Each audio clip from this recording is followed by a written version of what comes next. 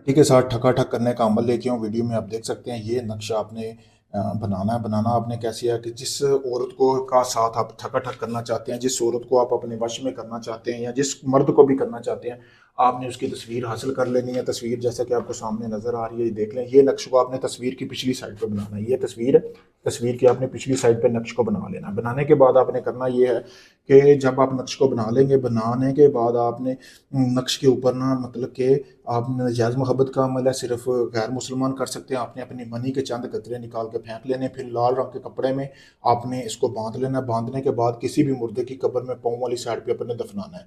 दफनाने के बाद आपने 3 दिन तक इस अमल की ज़कात अदा करनी। जैसा कि आपको सामने गोश्त नज़र आ रहा है, आपने गोश्त को करना क्या है कि इसको रोज़ाना रात को 12 से 1 के दरमियान अपने इस अमल को करना है। रोज़ाना आपने जो है 1 किलो गोश्त लेना है और कब्रिस्तान के सेंटर में आपने रख के आ जाना है, कनाली समेत, ऊपर लाल रंग का कपड़ा बांध कर।